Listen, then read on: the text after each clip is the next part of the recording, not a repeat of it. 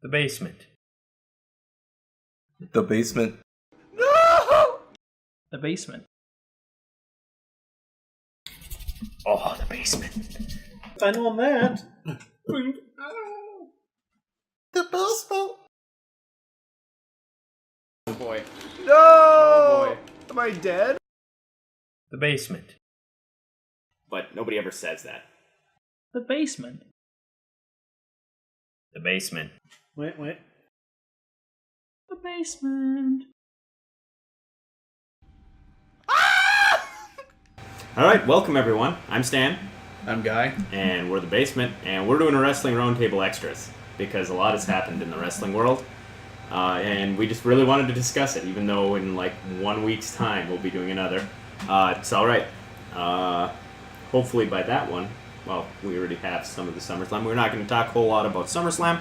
We're just going to talk kind of what went on with the draft and the Raws and SmackDown since the draft, Battlegrounds, that kind of stuff. The new era. The new era. So I guess for starters, let's start with Battlegrounds. And did you watch Battlegrounds? I did not. Okay, I did watch Battlegrounds. It was a decent pay-per-view. Just gonna run through what happened quick, and if you have something to say or I have something to say, we'll throw it in. Breezango beat the Usos, whatever. Yeah, I read that. That was interesting. Sasha Banks and Bayley defeated Charlotte and Dana Brooke. I think the big thing out of that was, didn't Sasha Banks botch a move pretty good in that? I don't know. It was whatever. I fast forwarded through it as I do most women's matches. The Y family defeated the New Day, which was not shocking but interesting that they chose to book it that way. Yeah, considering that the Wyatt's now split, so that different. It was good. I mean, it was a decent match. Rusev beat Zack Ryder. That was actually a very good match. It was it wasn't my favorite match on the card. There's several other matches that were way better, but it was a very good match in the fact that they gave Zack Ryder like that hope where he was going to break out of the Accolade. Mm-hmm. Booked really well. Really a good match to watch. I enjoyed it. Sami Zayn beat Kevin Owens. That match was fucking insane. What I read on it made it look insane. It was. You just when you think you've seen this, you've seen it over and over and over again. It was outrageous. Some of the moves it was just so crazy. It was a very good pay-per-view match. It was pay-per-view level. It was insane. Lots of really intense moves. The brainbuster on the ring apron. Just everything about that match was crazy. It was one of the best matches that I've seen this year. Natalya defeated Becky Lynch. Don't really care. Miz and Darren Young ended in a double disqualification. I thought it was interesting the way they made Darren Young kind of do the whole Bob Backlund I'm crazy character, but it was done poorly and it made Bob Backlund look even more insane. Like, he looked like a mental patient at the paper. Oh my god. Just look it up online if you haven't seen it. It's worth looking up. He looks he looks like a crazy old man. Just for the record, I thought Bob Backlund was like 90 years old. He's only like 60. Yeah. Hey, blew my mind. Yeah. It was that match wasn't bad. It was a good technical match. It was fun. It was pretty fun to watch until the ending. I thought the ending was kind of gay. Cena and Enzo Amore and Big Cass defeated the Club. Mm-hmm. That match also very, very good. It's one of those things of even having Cena come out on top didn't upset me that much in that match, and the fact that he just kind of gave Enzo the ring at the beginning, like, here you go, here's the mic, you do your thing. It was entertaining. It was nice to see Cena kind of take that back seat because he always gets the rap of he's burying everyone and whatever. Yeah. Randy Orton RKO'd Chris Jericho on the highlight reel. Wasted my time. Fast forwarded through most of that. And Ambrose defeated Roman Reigns and Seth Rollins in the triple threat match. Pinned Roman Reigns. Yep. Also, and it was a good match. It was a very good match. They did a good job of hiding Roman. Like I said, it's not that I think that Roman Reigns isn't talented. I think he's plenty talented, but he has shortcomings, and these guys really helped cover it. There was some of the whole Shield throwbacks where they powerbombed him through the table, whatever. That I could get over that, but it was what it was. It's late at night and I'm tired. Plus, we just went on like a 3-mile walk. Yeah. And we'll probably, when Kevin gets here, we'll probably go on another. But that being said, for a throwaway pay-per-view, it was one of the better pay-per-views I've seen. And that's saying a lot. I mean, the last bunch of pay-per-views have at least had a couple of very good matches on them. And I think that, it's a step in the right direction. And this was... There was 2 or 3 matches that there was 3 or 4 matches, I guess, on this that I kind of fast-forwarded through. But for the most part, I actually watched the pay-per-view. If you want to catch up on it, we'll catch up. We can watch it. But it was very good. And the fact, ultimately, the biggest thing out of it to me is the fact that Reigns took the clean pinfall. Yeah. Hopefully, we're done with that. That'll kind of segue into a portion of what we'll talk about later too. Right. With what happened on Raw. So. Yeah. Well, that being said, let's actually hit up, just briefly, let's hit up the Brock Lesnar controversy, since it doesn't really apply anywhere. No sanctions from UFC. Nope. Nothing from WWE, so... Nope. No suspension, no dock of pay. He's good. Yeah. So, let's move on to Raw. Oh my god. No, Raw, I did not watch. But Guy did watch. One of the better Raws I've ever seen. I like the new logo. It's fantastic. Intro is better, I think. Yeah, I don't know. It was just a lot of story development with new character creations and storylines. They really focused more on that aspect. Which is what it needs to be. Yeah. You need to have the storylines building Raw and SmackDown and the blow-offs at pay-per-views. And I'm not saying you can't blow off a feud on a Raw or on a SmackDown, but it just can't be just like every week the same matches, or every week it's a feud one week and then they blow it up blow it off the next week and they're done.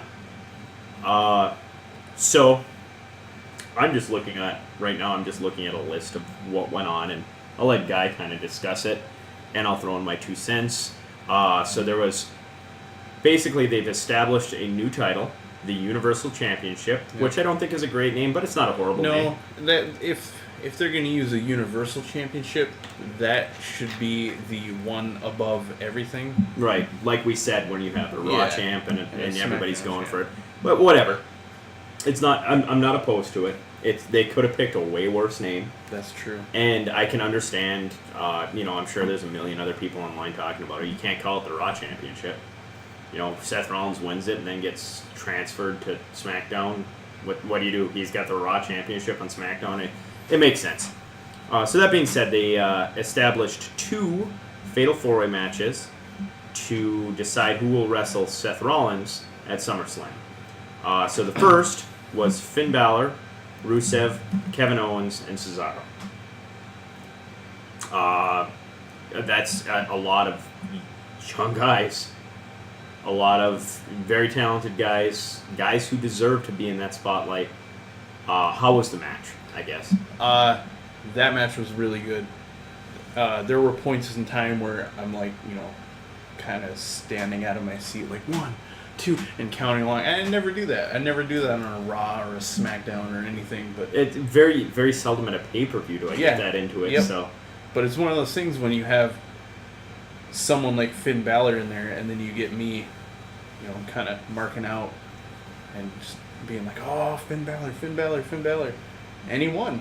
Yep. I mean, that's Finn Balor coming out of that is impressive. Any of those guys could have came out of it. You got 4 guys, pretty young, newer guys to the company, and they all deserve pushes. I love Cesaro. I love Kevin Owens. Rusev, it's not necessarily that I love him, but he is incredibly talented. Finn Balor, obviously, very, very talented. It's very cool that those 4 guys were there. And so Finn Balor came out of that.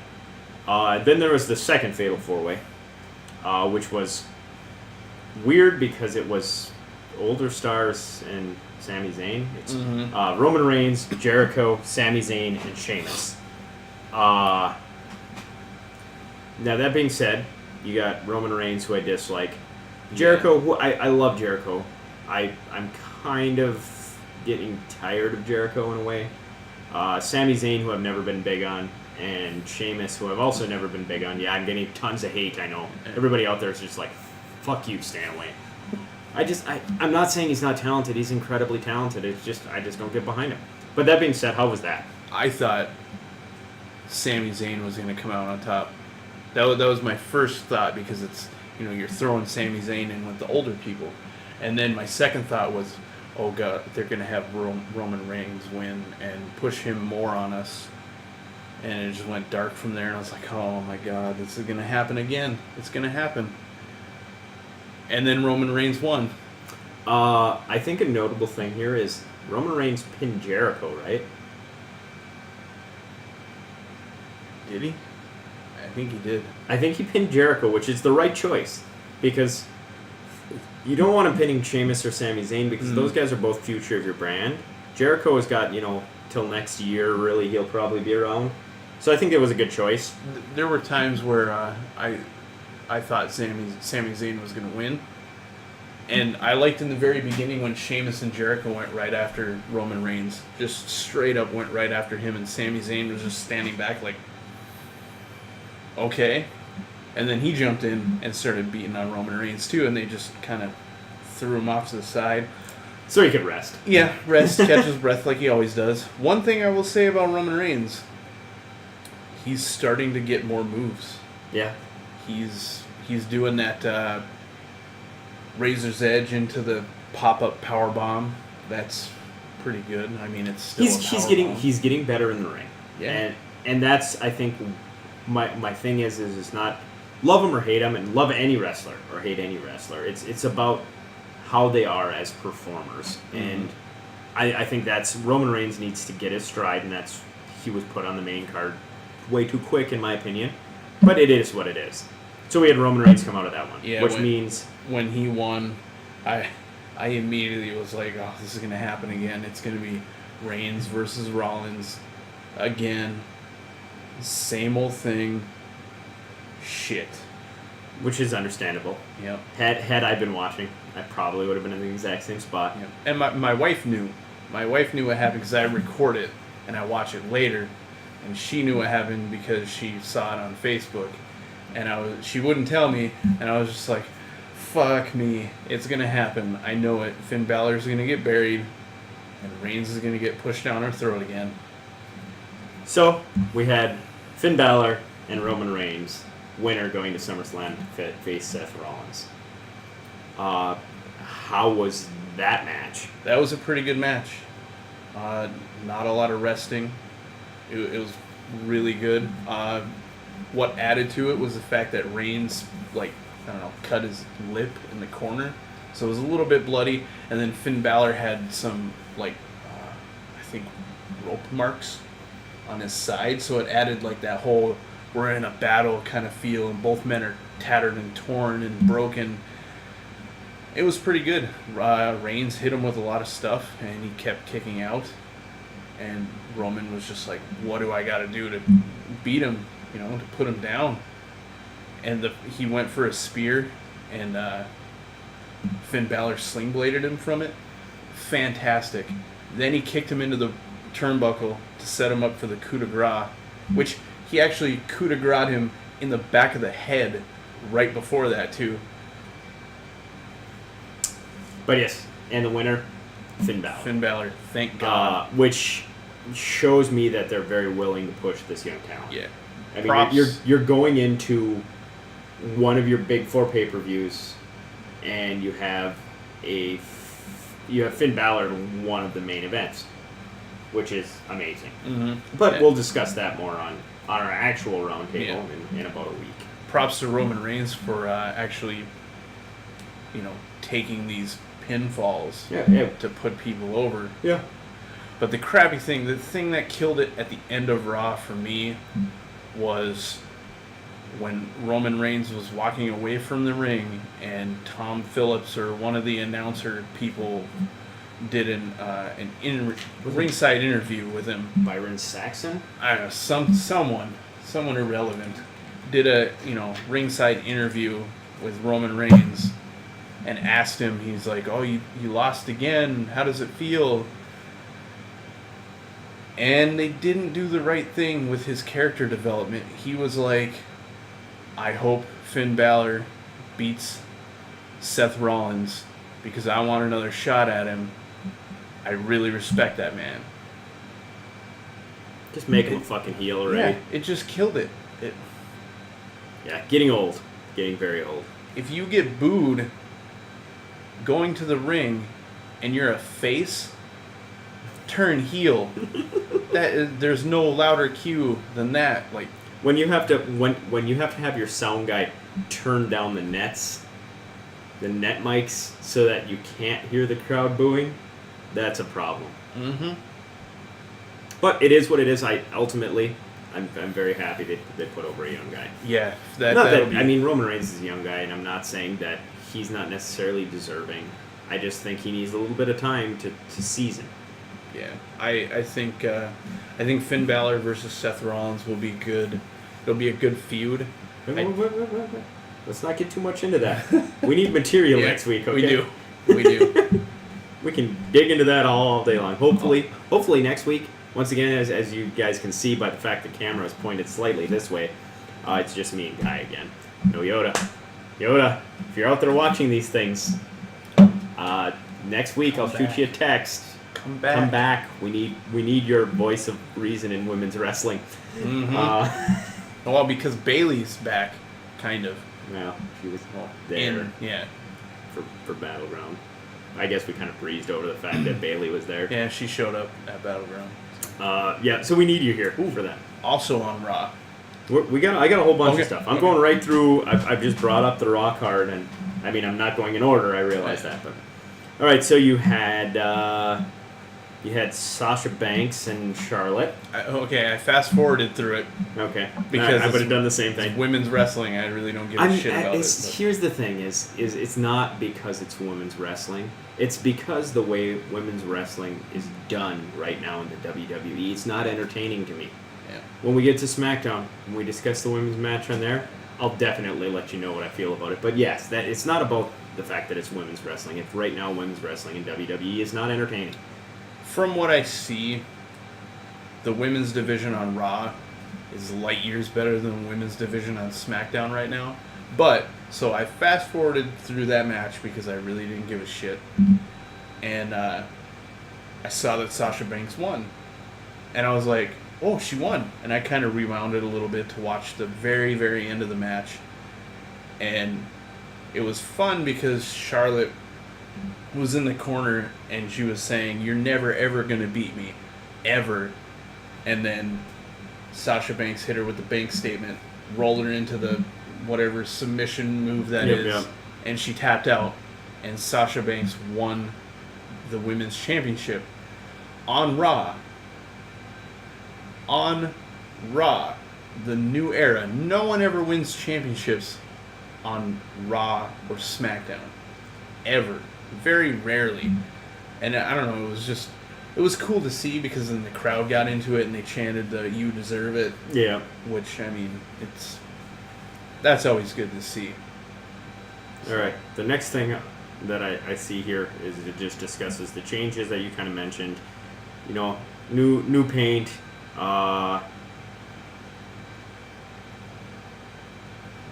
There was blah blah blah. Oh, they're also doing the WCW style. The commentary thing is Yep. next is away from the ring. Yep, WCW style. New graphics, blah blah blah. Ringside interviews with Byron Saxon. So Yep. yes, it was Byron Saxon. Okay. There's longer matches, blah blah blah. That's All right. also old school. So moving on to the other stuff that went on, and I'm just looking at the card list off cagesidesteats.com, just so you guys know where I'm finding this. I wanted a card list. I could have found it anywhere on the internet. So you had Nia Jax defeating Britt Baker. Yeah, she's which a local. It's a jobber match. Yeah. Which is what it is. Yeah. Yeah. Well, that was her main roster debut, right? Nia Jax's main roster debut. Whatever. We'll get back to that. I don't mind people jobbing if it's their debut, their main roster debut. Like if you're gonna fight a jobber in a squash match and it's your main roster debut, whatever, that's fine. We can hit on that. Well, you know what? We'll see where we're at time-wise once we get through what happened here. And then maybe once we get through the Raw stuff, when we do the SmackDown stuff, maybe we'll tack on some thoughts on that at the end. Because we don't want you guys watching us for too long because we know you won't. So, you had a bunch of New Day stuff. Yeah. Gallows and Anderson attacked them. Yeah. So that's maybe a starting of a feud. Neville defeated Curtis Axel in his return. Yeah, Mr. Irrelevant. Because he was the last pick in the draft. Yep. Mr. Irrelevant. I hope they do something with him. Yeah. Braun Strowman defeated James Ellsworth. Yes. Guy did some research. He is James Pretty Jimmy Dream Morris, I believe. And he's actually a promoter for Adrenaline Championship Wrestling and Fight Pro. And he has no chin and is quite weird. He is a weird looking dude. And he's one half of the tag team Pretty Ugly. So he's an actual wrestler and promoter. And he's catching a lot of buzz on Twitter. From Chris Jericho, too. He's got the backing of Chris Jericho. So maybe expect to see him on a highlight reel sometime. Maybe they'll do something with it. Maybe they won't. And then the only thing they have left on here is Enzo and Cash beating the Shining Stars. Yeah. They came out and were cutting a promo and got interrupted by the Shining Stars. I didn't really care. Ultimately, to me, the only thing that I could see out of it is maybe it'll make a little bit more interesting stuff with the tag team division. I like Enzo and Cass. I like what they do on the mic. It's the same thing over and over again, but it doesn't really get stale.